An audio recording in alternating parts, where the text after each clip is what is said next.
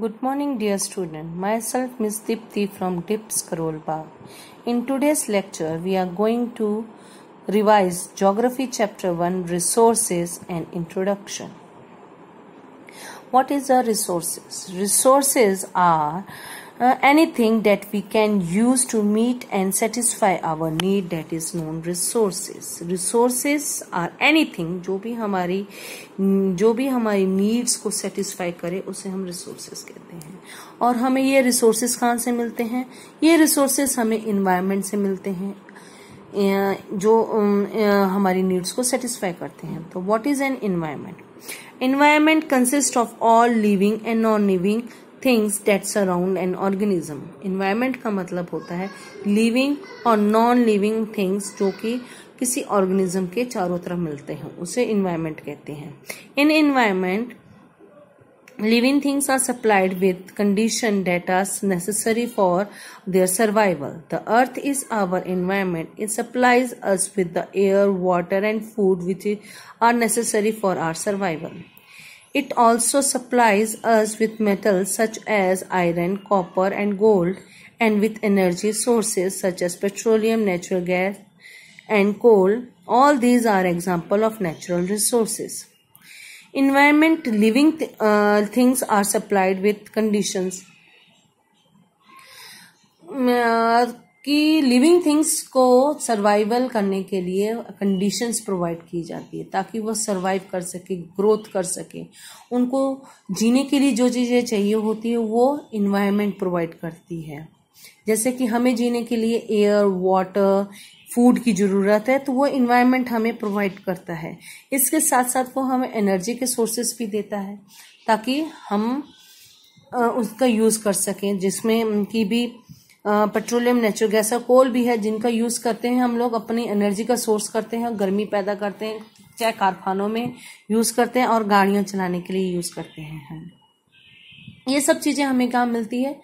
Nature से मिलती है। तो नेचर, इसको हम क्या कहते हैं? नेचुरल रिसोर्सेज कहते हैं। Next, what are the resources? Anything that we can use to meet and satisfy our need is a resource. In your own house or in environment, you can find many types of resources. Anything which can be used and whose usefulness and value increase by its modification is called resources. If a thing has a value, then it is a resource. It is used to of a resource gives it a value. Value means worth. Resource क्या है? जो हमारी needs को satisfy करता हो।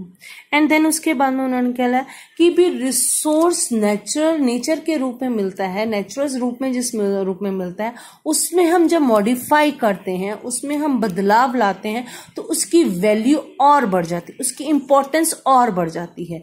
तो उसकी importance को बढ़ाने को हम रिसोर्सेस कहते हैं, ठीक है, ताकि हम उसका यूज कर सकें।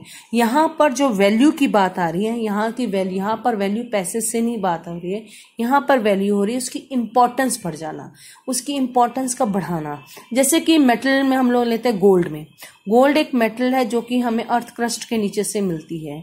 हम अर्थ क्रस्ट से जब उस गोल्ड को निकालते हैं, गोल्ड को साफ सुथरा करते हैं, प्योर गोल्ड बनाते हैं, देन उसके ऑर्नामेंट्स बनाकर बेचते हैं तो उसकी वैल्यू बहुत ज़्यादा बढ़ जाती है, सुंदर लगता है। तो इससे वो जो मेटल गोल्ड है उसकी वैल्यू बढ़ गई है।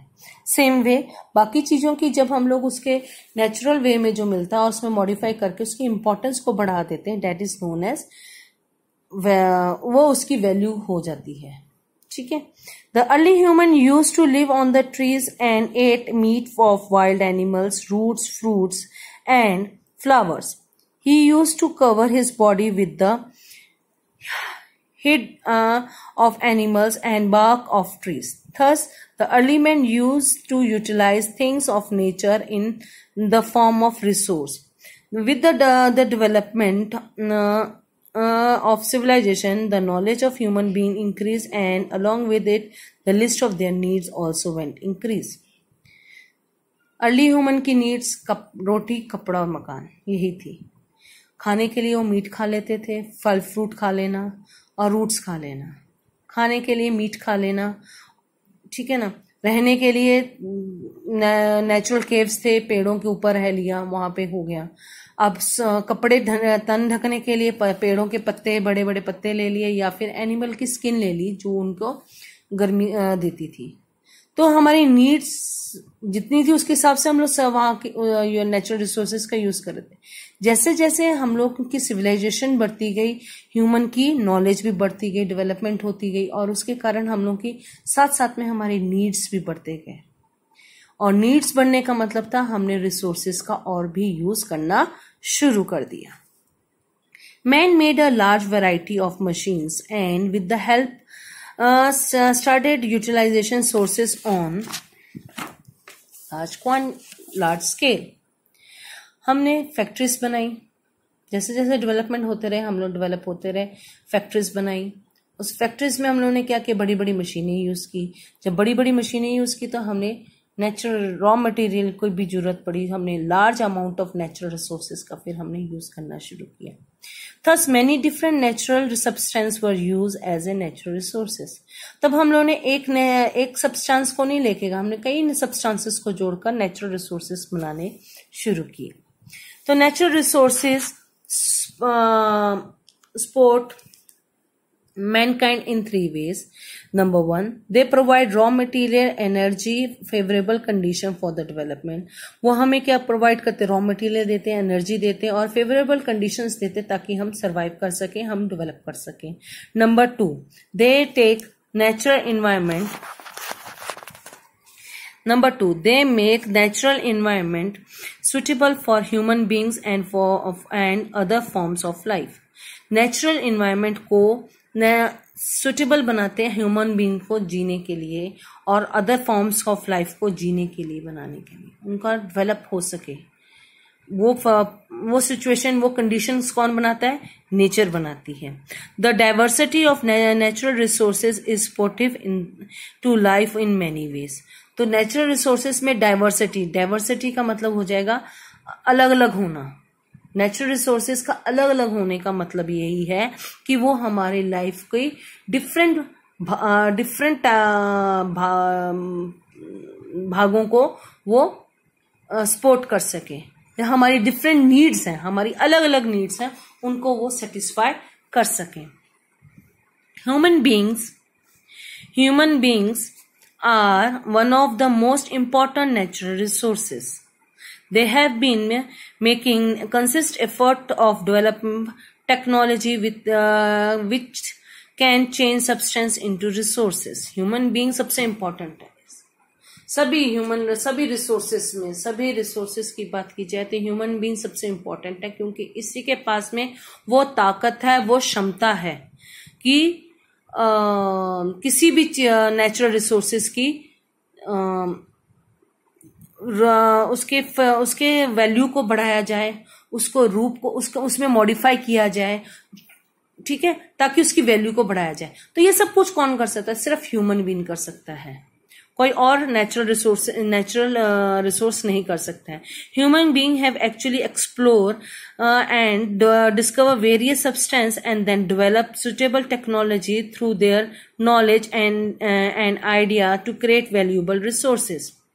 ह्यूमन ने रिसोर्सेज को उनको मिला है, उन्होंने टेक्नोलॉजी यूज करके वेरियस सब्सटेंसेस को डेवलप करने के लिए उन्होंने टेक्नोलॉजी यूज की और अपनी नॉलेज और क्रिएटिविटी और आइडिया से उन्होंने उनकी वैल्यू को, यानी कि उसकी इंपॉर्टेंस को 4 गुना और बढ़ा दिया हुआ है।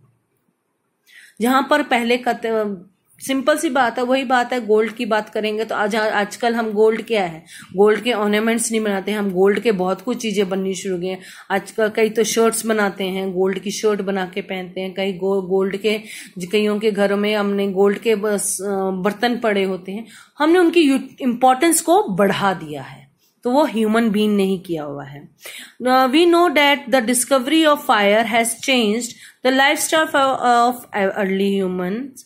The invention of wheel helped in the development of various means of transport. He also used the force of falling water to produce hydroelectricity.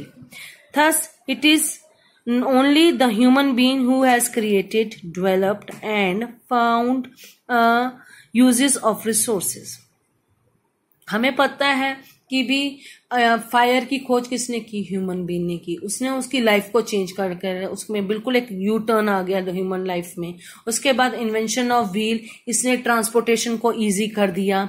उसके बाद में उसने क्या किया, ह्यूमन ने, फिर उसने फोर्स ऑफ फॉलिंग, पानी के गिरने की ताकत जिसको वाटरफॉल कहा जाता है, वहां उससे उसने एनर्जी प्रोड्यूस की। इनिशियली हम लोग आटा पीसने के लिए यूज करते थे या फिर टरबाइन को चलाते थे, और अब उसको हाइड्रो इलेक्ट्रिसिटी प्रोड्यूस कर रहे हैं। तो हमने नेचुरल रिसोर्सेज के जो भी मैक्सिमम यूज करना हमने इसका सीखा है, हमने ही किया है। हमने टेक्नोलॉजी लगाई, हमने अपनी आइडिया लगाया, हमने अपनी क्रिएशन की है कि एक नेचुरल रिसोर्स का कैसे हम उसकी इम्पोर्टेंस को ज्यादा से ज्यादा बढ़ा सके। ये ह्यूमन बीइंग ने ही किया हुआ है। तो human being is a very important resource of nature. हम बहुत इंपॉर्टेंट रिसोर्स ऑफ नेचर हो जाते हैं। So in next lecture we are going to read about the type of resources. Meet you till then, bye.